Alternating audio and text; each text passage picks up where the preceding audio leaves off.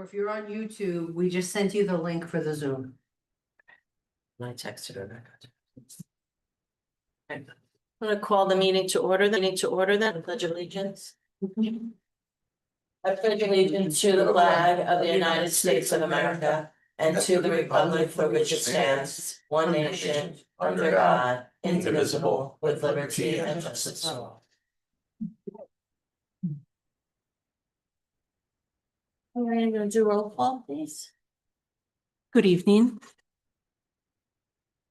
Ann Catrillo, Here. Jason Goldstrand, Present. Rebecca Bear,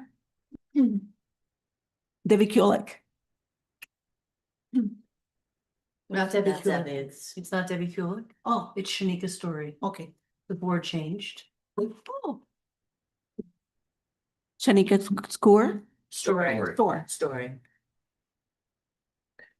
Maybe you can just let us know when they pop on. Thank you. If they pop on, thank you. Thanks. There's pop on. Yep. All right, so we need a motion to, Jason, to approve the agenda for December 4th, 2025, with members of the committee reserving the right to add to the agenda and take further action in the district's best interest.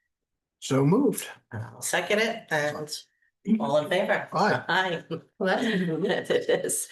Need a motion to approve the November 6th, 2025 meeting minutes. So moved. I'll second it. All in favor? Aye. Aye. All right, and our first item up for discussion is setting the purpose of the EPR committee. So I've been in our district now for about a year, and all the committees function a little bit differently. So I've asked the board to kind of help us as administrative team by the board setting a purpose of each committee so that we can make sure we are hitting the mark and meeting expectations. The board offered feedback. They did not deliberate. They just offered feedback by suggesting those bulleted items that they feel that the EPR committee should do a deep dive into district programs to understand the programs and the curriculum from a K-12 perspective. They should approve books and programs to align with community values. They should align programs to align with PDE and student growth. They should offer data analysis of effectiveness of student progress. They should review curriculum, and they should review purchases that have the potential to alarm stakeholders or that are controversial. So that is what you as a collective board have said. I would like if we could have kind of a discussion, and then maybe for the next meeting, I'll set a purpose statement, and then we can agree that that is our purpose. So as a committee, what do you feel is your purpose? Well, truthfully, everything that is there, I think, is part of what we should be doing. Number 7, the purchases, to me, kind of already go with Roman numeral 3, approve the books and programs, because we're looking at community values as we do that, and anything that is controversial, alarming to stakeholders would come out at the time that they would be getting approved. So that one might be just a little redundant, but what I think is really important, just I think for not only us as a committee, the board as a whole, but even for our community at large, obviously having the ability to zoom in or watch even later on YouTube, etc., to really understand what it is that we do in, the teachers do in the classrooms every day, and what their students, are learning. I just think having that kind of openness and transparency, which we really haven't had in a really, really long time, I think is key.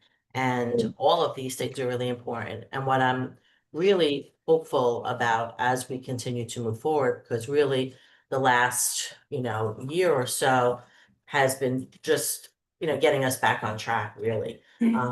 But, once we're kind of in that track, being able to just see on a monthly basis, and I think you have really started to do that with the newsletter, to just see what, like, literally what's, what's happening each month. I mean, as these other things take place, like the writing of curriculum, this, program of studies, I mean, those are things that are quote unquote have to be done, but more of like that, kind of monthly idea of what is happening, and maybe more on like a teacher presentations, not doesn't necessarily always have to be you guys do a great job, don't get me wrong, but maybe from the teacher's perspective, if they want to. I mean, obviously it's in the evening, they might be too busy, but just to get that general sense every month of what's happening. I think that's really key, and I think the community, would appreciate that as well.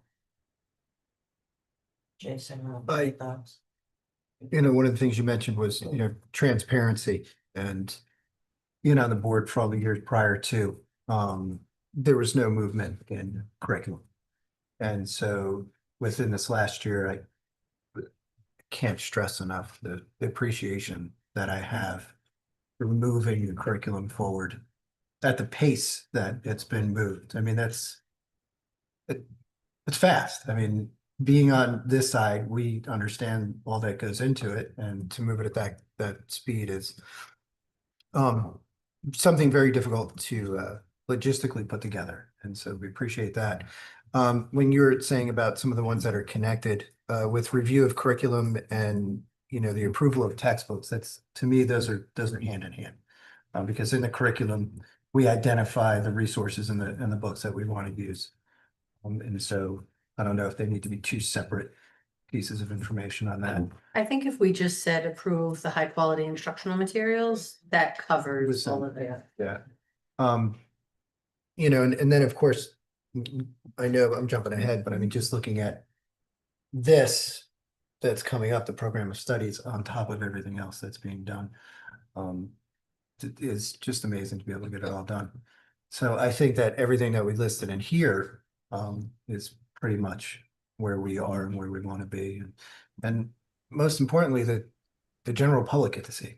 I mean, this is really the basis of why everyone's here. And to see the process that it goes through, that, it's not just, hey, we put it together and here it goes. I mean, it's a lengthy process. And I think it's, important that we keep that together like that. No, I mean, I want to just piggyback on what Jason said in terms of the process. I mean, we've obviously done that. You have done the work and shared that with us, over the last year and a half. And, I don't know if that's something that has to be, repeated continuously, but at least every time, like, a new curriculum comes up, just so that if the public hadn't seen it before, they would, see it now. And as Jason said, really important that they know that there is a process, and it's a process that we follow with fidelity. Which, and only because, from us sitting on this side, both of us as educators as well, understand like the time commitment and the work that goes into all of this. And so, so appreciative of it. And for someone who worked, in the system for a really long time, not having those supports, this is like, a miracle, truthfully. And, and the amount of work that, all of you have done to put into everything that we see and read, I think is tremendous. And just one of the other points, just as something, that's happening, like the whole idea of AI, and what we're doing as a district. We were one of the first ones even to put in a policy, and then, kind of following through with instruction and so forth. So, everything that as it comes about, where, you let us know about it and, and explain it to us. And there's really a wonderful open communication, which, I think is, part and parcel of our purpose, I think, as a committee and as a board in general, to be able to, speak to the superintendent, obviously, but also to those of you for this committee, who are involved in the development of, curriculum and everything that encompasses, in terms of programs and resources. So, really a wonderful thank you, and I don't know if that helped you, Maggie, or not, because but Yes. it's just, We need a it really, really, I mean, and, I know I sometimes I feel like I, repeat myself at these meetings, and then I repeat it at the board meeting, but it bears repeating all the time. because it's a tremendous amount of work. And we really are appreciative of it. Thank you. All right, so with that in mind, we'll hear what has been up and coming with our EPR newsletter for this one. All right, thank you, Ms. Petrillo. And Dr. Pry will be kicking us off this month. Sure. So we had on November 4th, our professional day was a wellness day for teachers that attended. I reached out to several community organizations, and they were more than happy and generous to share their time and expertise. It was just wonderful. And these pictures here are just a small representation. We had yoga and Zumba classes. We had chair yoga is what's going on in the top right. And that was just really heavily attended. It was awesome. That was the YMCA. We had in the middle a keynote speaker. On the bottom left, that was our sound healer that came in and played some soothing sounds for us. And on the right there were therapy dogs. And I'll note too that we did have a few teachers who also participated in giving some of the sessions, which was wonderful. And that note there was just from one of our presenters, an outside person in the community who just took the time to write a handwritten note about how impressed she was with every single interaction, that's a direct quote, with custodians, IT, educators, everybody. So she noticed what's happening here, right? And took the time to write. So it was a great success, and the teachers felt better. Many of them reached out to thank me as well, just for organizing this, but really it was the community members that donated their time. So it was just wonderful. That's wonderful. And our keynote speaker spoke about at length that our commitment to our faculty and staff by having a day that's focused around their wellness and their health is something that not every district does. So this individual works with districts and supports districts across multiple counties. And she really said that she knows of 2 districts that do it. And we are one of them. So kudos to Marilyn and Amy for just making it happen. And Marilyn, all the contacts that you did in a short amount of time of turning it around to making it an incredibly impressive day. So thank you. Then we move forward to the 24th and the 25th, and we had our professional learning days at the high school. Intermediate and elementary had their parent-teacher conferences. That day, Maryland and I and Andy, we spent a lot of time looking at the needs of each department. And something very unique that we're very proud of a CNI team was we came up with a personalized agenda for every department that could best serve their need in some capacity of what they're working on right now. A lot of them are directly tied to where they are in their curriculum stage. So for example, we had our English department, we had everyone partaking in their grade level core curricula, right?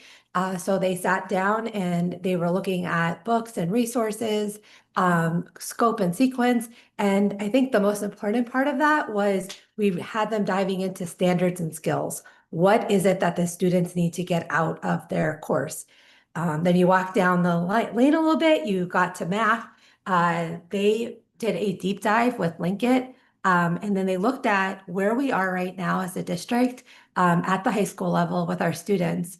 They did a SWOT analysis on what they think our strengths and weaknesses are and what opportunities they see for growth. And then after they went through that process, they spent the day looking at each of their subject areas, creating a portrait of a mathematician, of what it's like a portrait to be an Algebra 1 student, geometry, trig, calculus. And they really looked at the standard and skills they want for their students. So I am so excited personally, and I know so is our team, to really look at those and compare them to the SAS, the state standards, and just make sure that we really are hitting the skills that our students need to be successful within the math field. So we were really happy, and it really mirrored what Andy was working on in the dive he had that team doing with the comp plan. We found that it was nice when the teachers dove into our data, whether it was through state testing and also our localized benchmarks, that the same thing that we identified in our comp plan meeting were also identified by our teachers in those meetings and that are representative on our SWOT analysis. So that happened in math. I'm going to let Andy talk about social studies because he's super excited about that. Thank you. So this was personally a great 2 days for me. I got to return to my roots as a social studies teacher and to work with the team as they are preparing to start revising next year. So we did the portrait of a social studies student so that we could set our focus for what we wanted to do as we rewrote the social studies curriculum with our students in mind.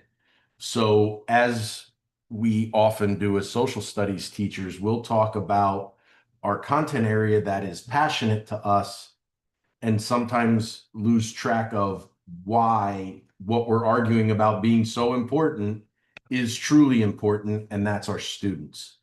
And we were able to take our current scope and sequence, and I told the team that they could completely erase the way that we currently do things, that they have an opportunity to set the path for what we should be doing, keeping in mind that we don't just have to stay with the status quo, but we have the opportunity to genuinely create from the ground up a scope and sequence that is going to meet the needs of that student that they created and do it in a way that allows our students to learn about all of the different people in our world, in our country, how our political system truly works and how that impacts them on a day in and day out basis, all while building up the student's ability within literacy to be able to read, write, and speak more effectively, really focusing in on those standards. So in social studies, we have some content standards that are skills-based that would relate to geography or to civics. There are some world and American history skills that we need to teach, but there isn't specific content that we need to cover. And the true focus in the social studies skills are the reading standards and the writing standards for social studies, and that we get to use history and social studies to teach those skills.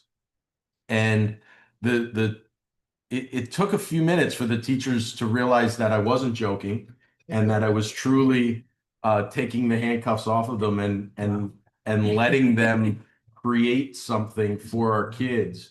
But we had a great 2 days. I think we are at a strong point that when we start the writing process next year, we know what we want our students to look like. We get to refine that a little bit farther, but then really diving in, we know where we're going with this entire project.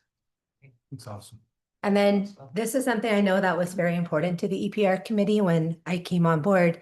I constantly heard you guys mention the importance of the course plan and why our teachers could use it as a resource, but the way that it's going to be successful and continue to be useful is if we're intentional about looking at it as we go through the school year and refine it.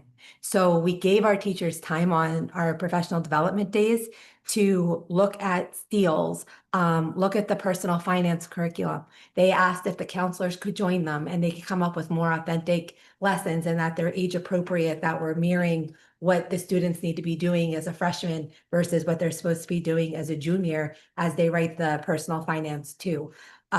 So the world language did the same, and so did family consumer science. So they really took a good look at those. And as a department, North and South, they came together and they were able to revise, and they're going to bring their revisions at the end of the year. So you guys have a chance to see where we started. And after a year of implementation, where are we now? So I'm really excited to see that they had time together. And from the survey data, they really valued that time to work with their resources, work with each other. And when I walked into rooms, hearing them talk about instruction and their passion and having them thank us for the time to just be together and have that time to grow professionally is something that we were excited to be able to provide them. So, and then the last piece of that was just the AI deep dive for our tech coaches.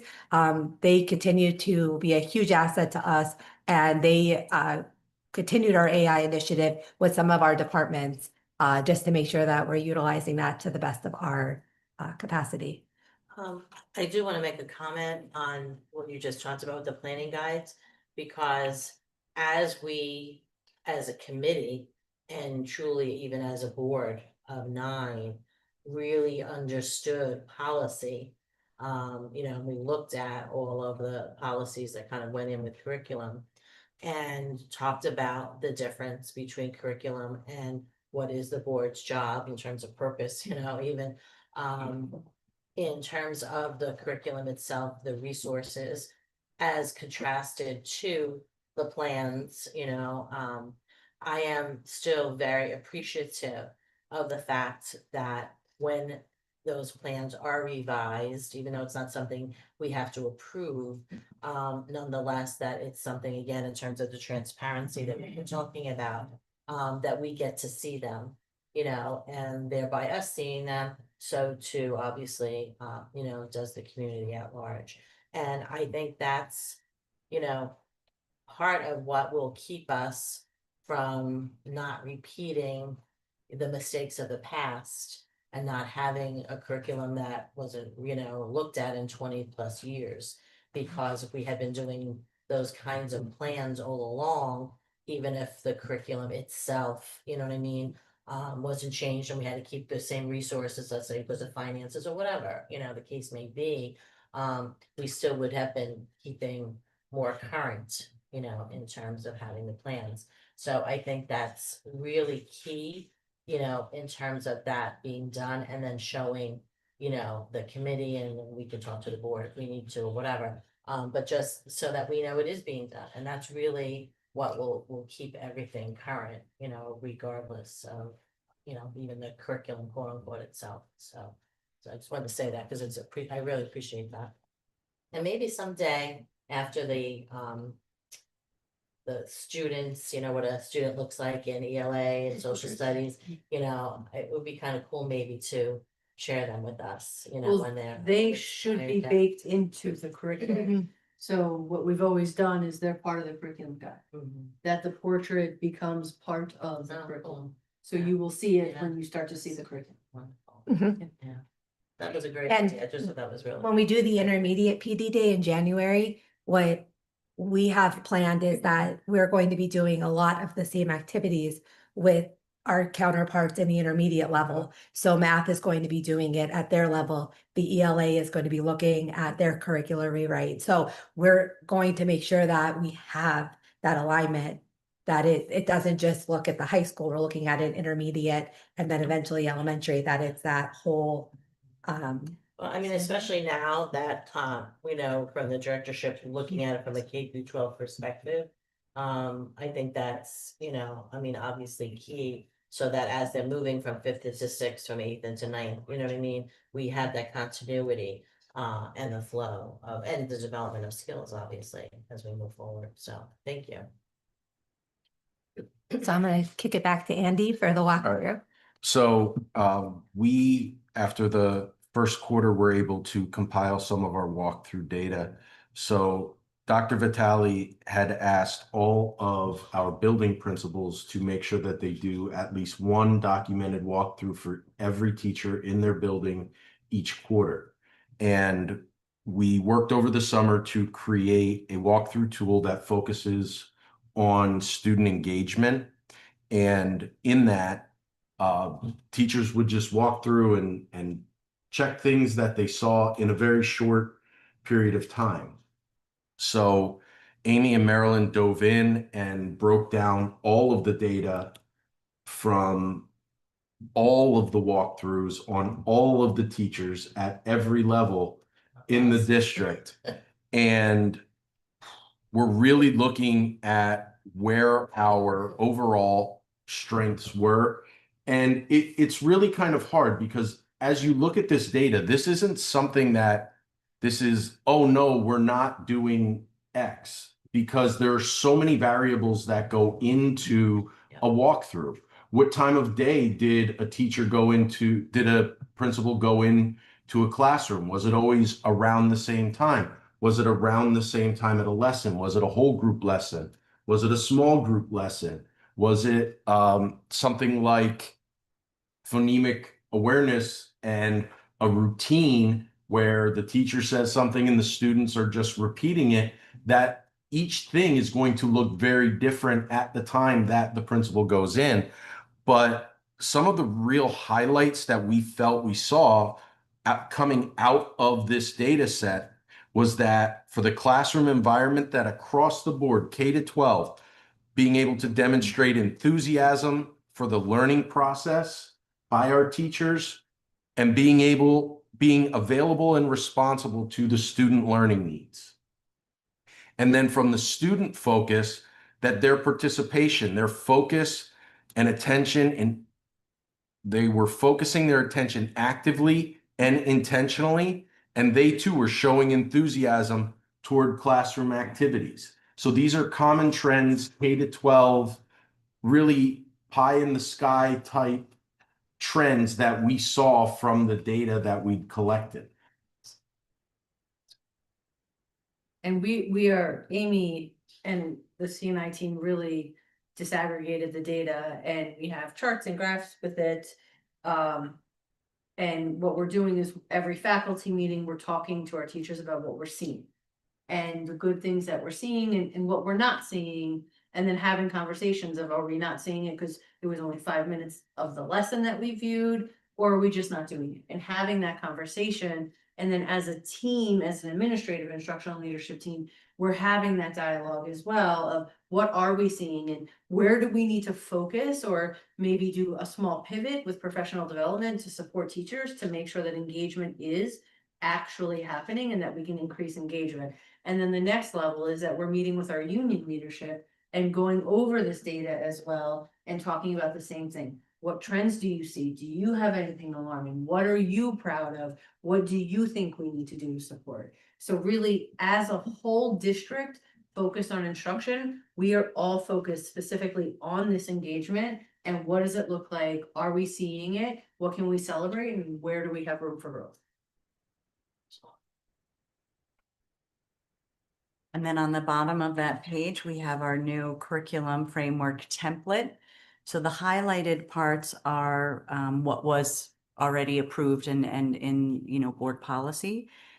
We added the idea of essential questions and then also skills. So the goal here is to really simplify the process, like to have everything there that is needed, but to also have it simplified. So if a new teacher comes on board, they're handed, this document. This just represents one potential unit, right? But they're handed a year's worth of this, and they're able to digest it, right? There's not curriculums on top of curriculums for them to try to figure out. So the English department is at the stage where they're going to start creating these in this template.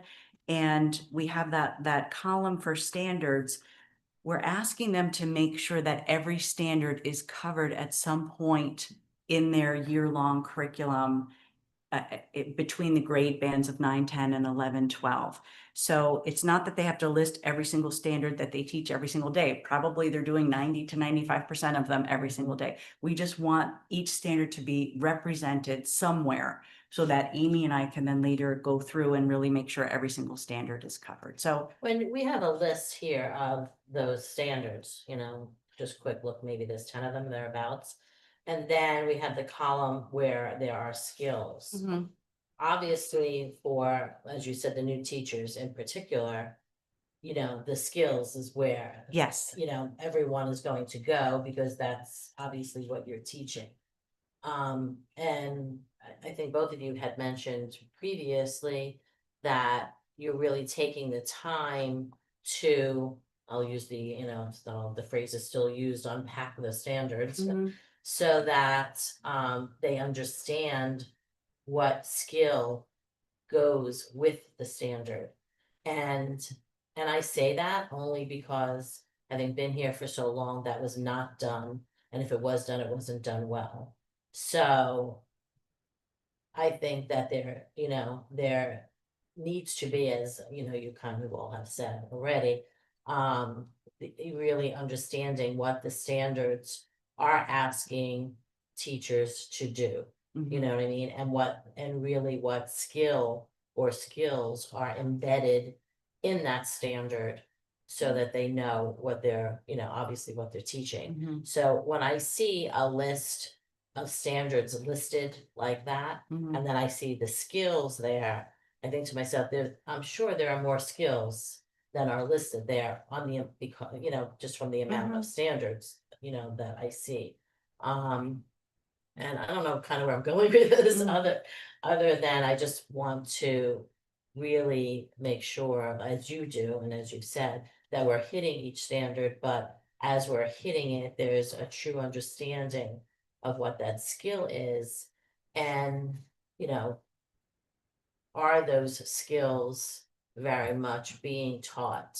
And perhaps not just once, do you know what I mean? Yes. Because it takes, many Right. times, obviously, for a student to be able to learn a particular skill. So when we talk about, the checklist of the standards to make sure that they're all done, whether it's in the grade band of 9, 10, because of keystones, or we're looking, 9, 12, because obviously the skills themselves.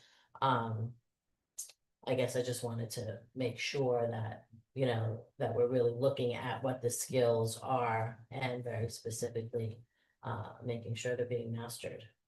Yeah, so part of the curriculum rewrite process is we made a copy of the Common Core, the chart of the exact standards written out, Yeah. and we were having teachers go through them in small groups, so they're discussing it.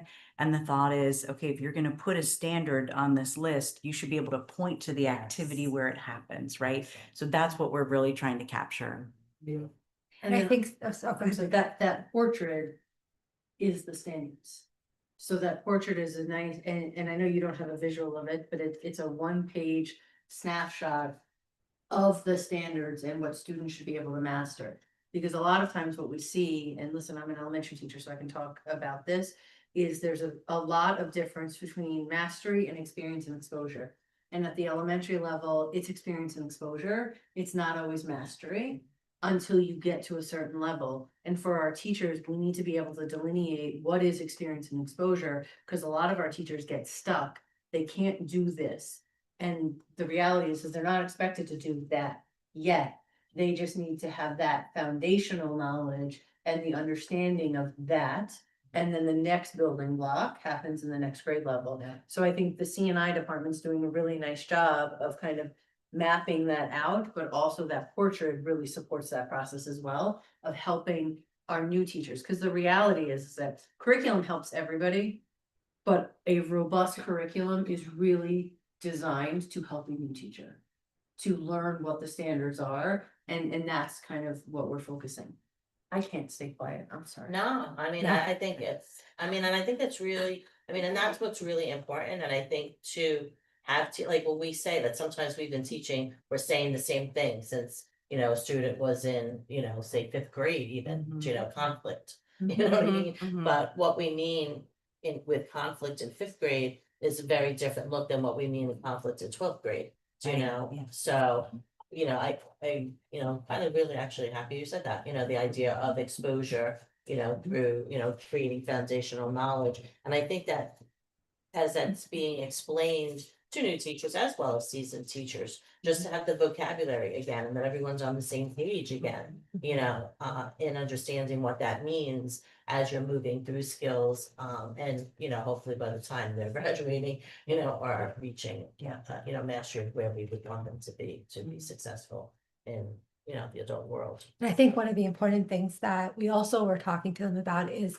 the importance of like scope and sequence and layering of Yes. their content. So as we're talking to them, like we made a point to say that this would be unit 3. So if this was like Marilyn gave a good example because she taught this in 10th grade when she was a teacher, she said, I would have already taught these skills as your unit one, and they would have been all listed in my curriculum at that unit. So we were really trying to get them to see the importance of following it in the skills scope and are, the sequence. skills are continued in Mhm. each unit. It's not that the units are done in isolation. Right. Do you know what I mean? Yep. Right. The content may be different, but your skills building is going to go through all your units. So, yeah, perfect. Excellent. Thank you so much.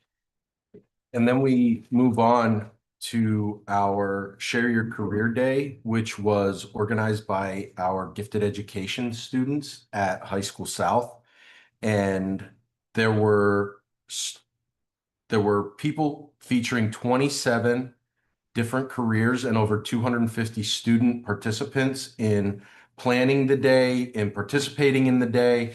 Mr. Kernan and his students had an outstanding event. Some of the district employees that were part of that day were Ms. Jones, who spoke about social work, Mr. Brenneman, who spoke about being a human resource manager, Officer Milford being a police officer and or an SRO, Mr. Booth, who spoke about how he got his role in technology coming through MCTI to his position as a technology supervisor, and two of our teachers, Mr. Scott and Mr. Briner. And this was, it really was from a former high school principal that tried to put career days on in the past and had turnouts and people coming to share what they did. This was an up close and personal day for the students, different rooms being set up, students signed up ahead of time, and they actually got to sit down at a table and learn about someone's profession, as opposed to career fairs that I put on where everybody kind of had a table and kids walked around and picked up swag. And maybe they had one or two conversations that might have lasted 45 seconds. These students had actual in-depth conversations, both a presentation and Q&A time. It really was well done. And we were even talking yesterday in one of our meetings about how do we expand something like this out? How do we do this at High School North? How do we do this at Lehman Intermediate? How do we do it at JTL and really continue to build that exposure for students for their careers? Having experienced it myself, I concur. It's always been a wonderful, wonderful day. And the people that were in the past, at least that, you know, that I met when I was part of it, were just great. I mean, from so many areas.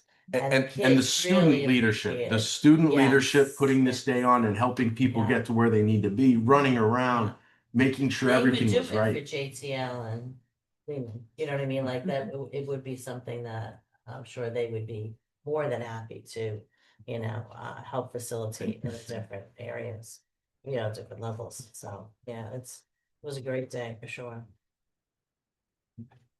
We made the students do the publicity with with Channel 13 because Mr. Kernan didn't want to. And he's like, you go do it, Dr. Vitale. And I'm like, no, this is not my event, it's their event. So they did a wonderful job representing the district. So am I up? You're up. I mean, officially, I could say. Officially. So the next one is, we started to have conversations with our administrators about social emotional learning. And sometime in our society, social emotional learning became some politicized, polarizing thing that some people have very strong opinions about it. I boil social emotional learning down to how we interact with the world as humans. That's all it is. It's good skills of how to be a responsible human being and how you engage with the community at large. It is not a Republican, a Democrat, it is not a liberal or a conservative. It truly is just how we engage with people and how we develop socially as humans. As we start to look at discipline data and we start to really dive in, to what our barriers to learning are. So sadly, we're not the highest achieving district. And we need to understand it. I believe that social emotional development is one of our barriers, that our students are so focused on regulating their emotions and interpersonal conflict that they are not actively focusing on the learning and the reason we're in school.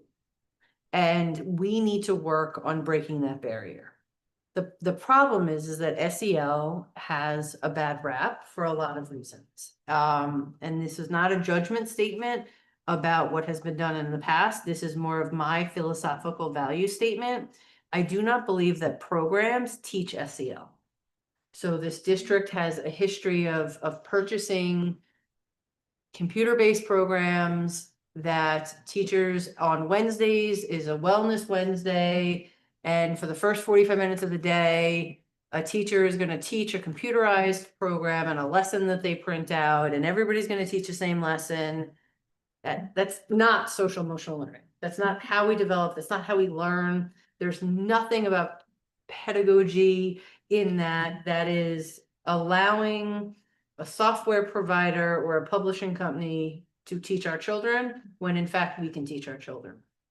So we started to kind of have conversations as we build our comprehensive plan of what would social emotional actually look like infused in our district. So what we did was we met with our administrators, because you will hear us use, and somebody used it before, level set, that we need to level set as a team. So I met with the administrative team and we started a conversation about what social emotional learning is. And they all knew it, right? So they all talked about it. And then I said, okay, what does it actually mean? And then one administrator was like, well, brain breaks. I was like, no. Well, like movement in the classroom. So at that moment, I think Andy and I realized, like, okay, we don't even know what we're talking about as leaders, but we're expecting our teachers to do this. So we broke down the 5 competencies of CASTLE, and if you're not familiar with it, so there's, yep, I need them. There's self-awareness, self-management, social awareness, relationship skills, and responsible decision making. And then under those 5 competencies are skills under each one. And there's about 6 or 7 skills under those 5 big issues. So what we did was we gave them the skills and said, help us identify where they go. So where does regulating your own emotions go? Where does understanding somebody else's emotions go? Where does critical thinking go? So we did that activity. Then we took it to the next level and said, okay, let's look at Danielson. And we compared these competencies with the Danielson model and the teacher effectiveness rubric. And every single one of the competencies sits under all 4 domains. So at that point, our administrative team was like, oh, it's not one more. We're not asking them to do one more thing. This is embedded into what we should already be expecting. But we're already expecting them to do it, but we keep giving them a tool that is canned program and not specific to us. So we had I had like an hour and 15 minutes to do this activity. So from there, we had dialogue of kind of like what's next. So there's 40 different skills in the competency. And where we are as an administrative team is we are going to decide on the 2 most important foundational skills within all 5 of those categories. And we're going to come up with 10, the list of 10 of what we feel we need to focus on. Then during our summer workshop with our administrative team, we're going to ask to bring in a consultant, and the consultant is going to help us unpack what social emotional learning means, because my hour and a half did it no justice. And we really need to unpack what these mean and how we do it. The next step then is, how do we actually do this well? So my goal will be in the comp plan to build in social emotional development. And the way we should be doing it, to do it that is sustainable and intentional, is we do it through our curriculum process. So when we write curriculum, we bring in social emotional learning, we bring in someone, whether it's us who is now well versed in it, or whether we bring in an outside partner, that as we develop curriculum, we start to talk about how do we infuse this in. So there's a way, social studies is the easiest, right? So respectful dialogue. English is the absolute easiest. So you start to have these conversations of getting our teachers to recognize it's not one more thing. And then as we write our curriculum, we explicitly say we are teaching this, because that's really where we fall short. We teach it as teachers every single day. You're doing it, you're just not explicitly doing it. So perhaps you start off a lesson where you're going to have a debate where we're going to say, we're going to focus on respectful dialogue. Let's identify what respectful dialogue looks like, sounds like, and feels like. You chart that out, you have that conversation. You've now taught SEO. You've done it. Well, we're doing that, but we're not explicitly saying this is how you grow as a human. So I think we need to be more explicit with it and get our teachers to realize that they're already doing it. Even in math, when you do group work, you're doing it. So not buying a program and saying, teach us on Tuesday, but infusing it into the curriculum writing process. In order to do that, we need our department chairs to have some base knowledge. So when this consultant comes in, we want the consultant to meet with the department chairs, and the same training our admin team goes through, we want our department chairs to go through. That way they have the same foundational knowledge. And then when we sit down to write curriculum, we can start to say, okay, let's talk about what these competencies are and where can you infuse them into science? Where does it make sense for them to live in math? And then start to embed it in with the activities and the design of our course plan. So I am excited about this work because we're doing it not as buying a program and throwing a program as a solution. It's not a short-term solution. It's a long-term sustainable solution that's embedded into the curriculum that ensures that our students are learning and growing, and just like behaviors, right? So we always talk about PBIS, that you have to explicitly teach the behaviors that we want. We cannot expect people to come to us with the skills that they used to come to us with 30 years ago. It just doesn't exist. So we need to offer that explicit instruction of what we expect. In social emotional learning, that's all it is offering explicit instruction on how to be a respectful. Wow. Amen. I guess I should say.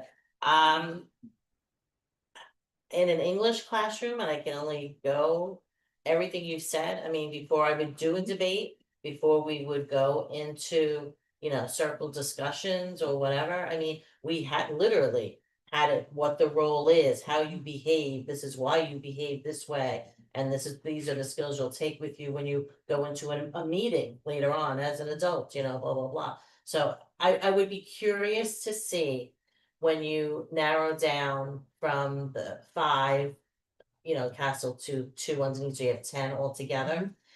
If those 10 skills you would just copy and give to teachers and let them leave it on their desk.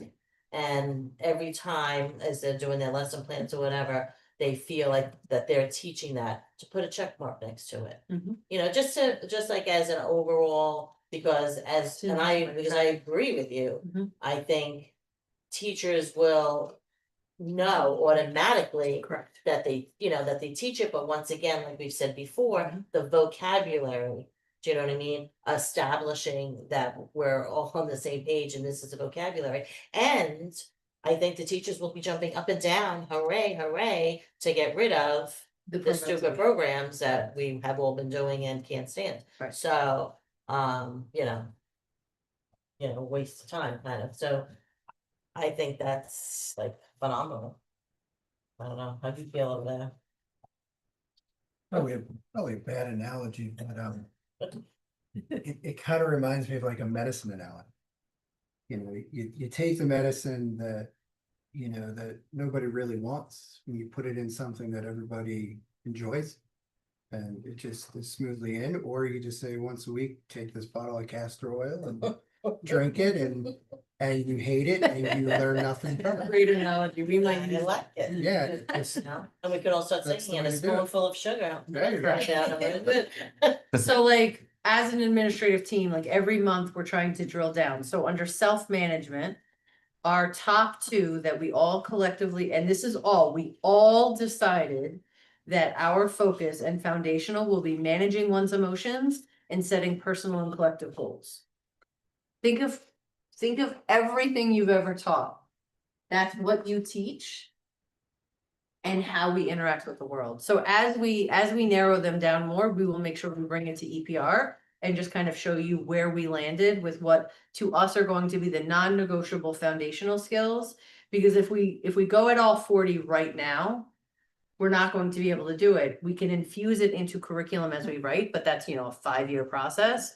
But if we start with just the foundational ones, I think that we will make some significant impact. What was your second one besides managing emotions? Setting personal and collective goals.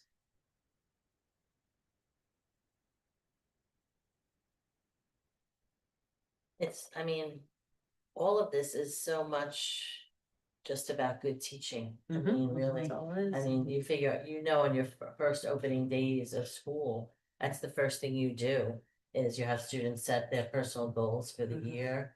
And then each, thing that you do, they have goals, and then your goal generally as a class is, your collective Mhm. goal, and you talk about that. So it's, like I said, I think teachers will be really happy about it, truthfully. I agree.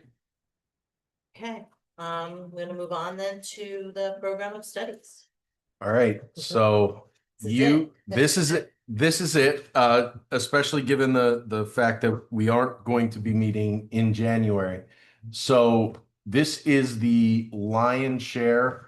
This is the courses that we offer. So as the committee starts to digest all of this, what I was hoping is that over the next month prior to our January board meeting, if anyone has any level of concern with how something is written, or even some questions, that you can reach out to me, and then I will either be able to answer it for you or to get you answers by reaching out. I would like to publicly acknowledge the hard work of the high school departments. They got together, they did a lot of work. Amy led them masterfully in creating a new format that is very easy to see. But the reactions that I heard from the departments and the chairs is they felt valued through this process. They enjoyed going back and looking at each of their courses, being able to make sure this is an accurate depiction of what I teach in my course, looking at prerequisites, having compromise from how does a student become an honor student, how does a student stay an honor student, and back and forth, and productive arguments between our faculty members where there were disagreements, but they came to a common ground, and we really have a strong document. But I would, as opposed to asking this be approved at December, I would like you to take that extra time so that if you have any questions, if the board at large wants to click on this link on our agenda and dive through anything that they may want to see, if there's any updates that we need to give you, that we can give you those, so that at our January meeting, that we would be able to approve the official program of studies for both South and North High Schools for the 26-27 school year. First, thank you all. Obviously, lion's share of the work to Amy, so thank you very much. I started to read through it, and stopped because I had to wrap gifts, and and it will take a long time. So I knew, tonight obviously was going to be the presentation, and I was going to ask the questions. You kind of answered it for me, but I want to just restate it. Since we're not going to meet in January, I would like to say as part of my summary report at the December board meeting, that this link is available, and if you would then obviously kindly send it out to all board members, so that they could look through it if they so desired, beyond the four of us, obviously. And then, if they have any questions or whatever, to email you. And I think that's really important, because in times past, we've had, issues with that at the last minute, and we don't want to have that. So I think that is, phenomenal, number one. And number two, in terms of, the teachers working so well together, and, so happy to really, read through it and, make whatever changes are necessary.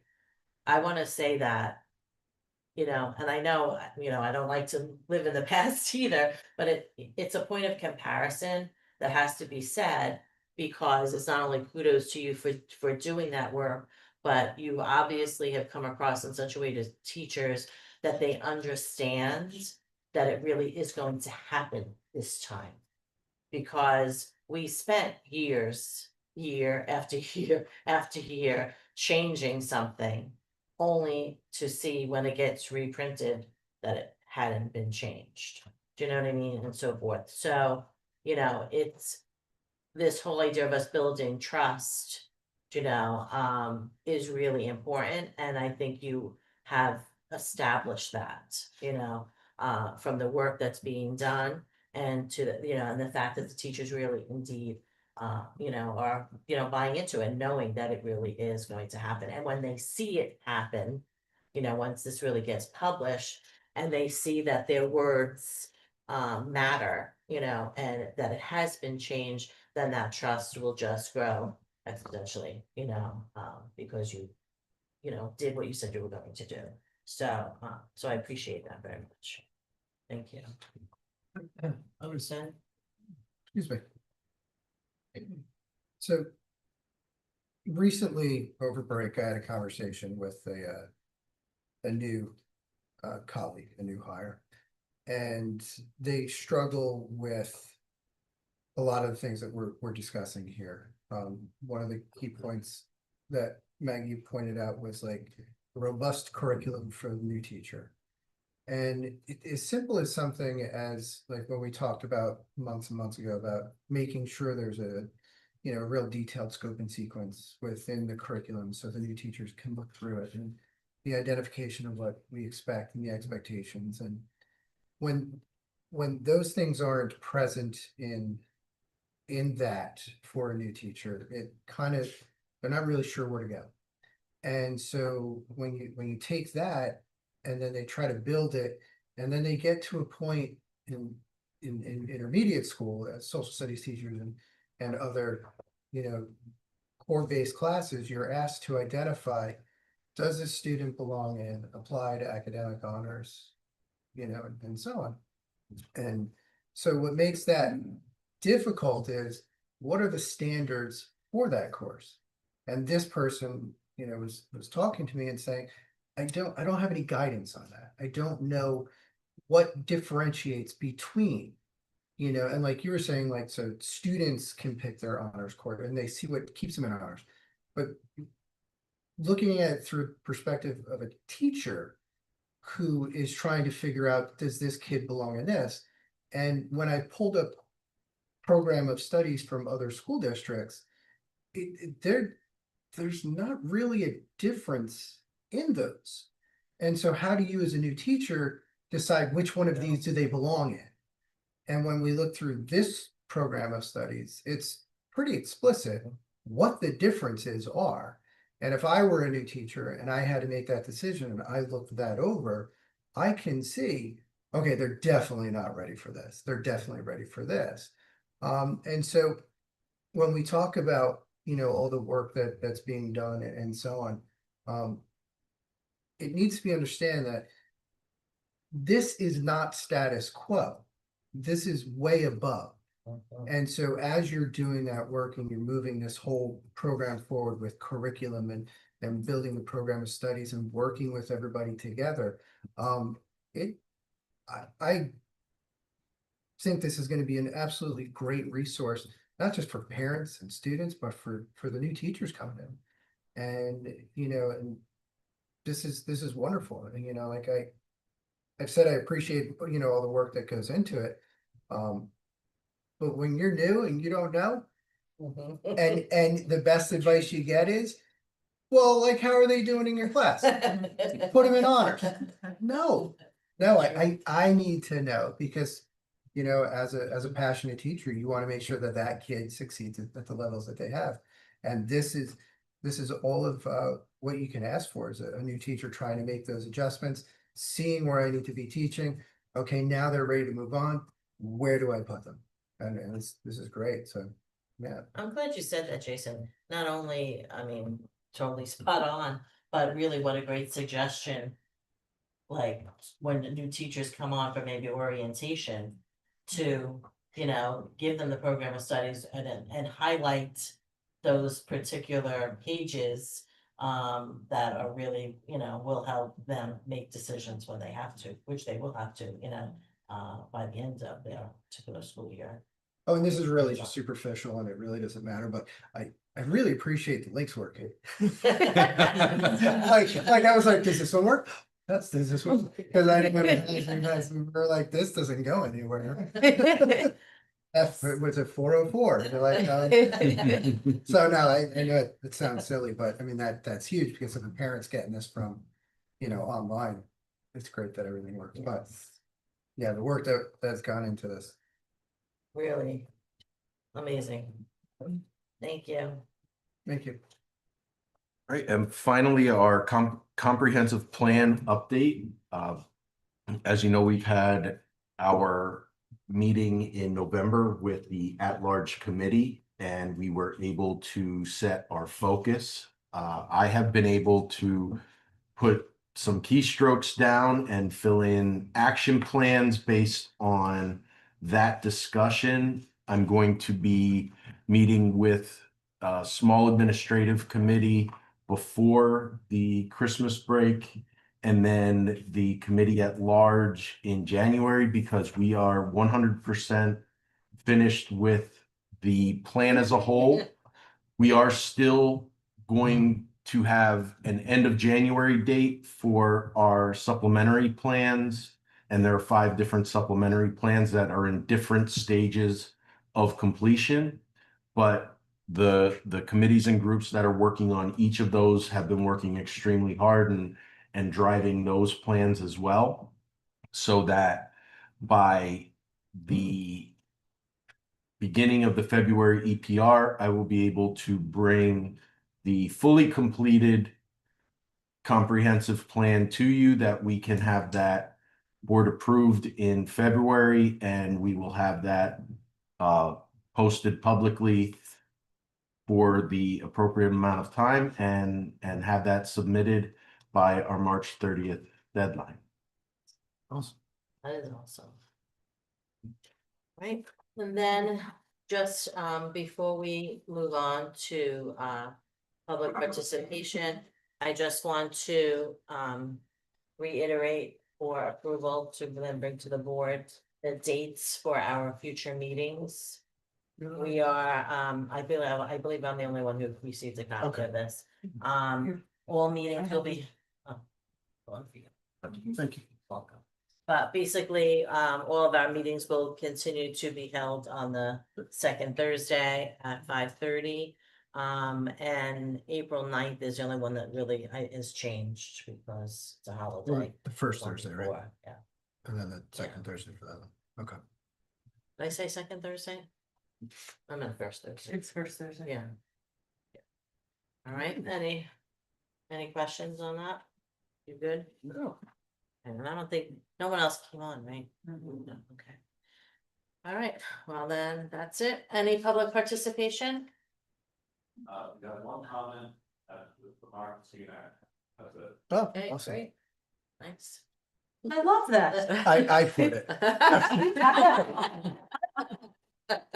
No, that's fantastic. Well, thank you for that. And we do not have any advisory recommendations for consideration by the board other than like the dates that we just said. Our next meeting is February fifth. Mhm. Okay, and at the same time or via Zoom. And anything else for the good of the group? Okay, then we shall adjourn. Thank you, everybody. Thank you. Hey.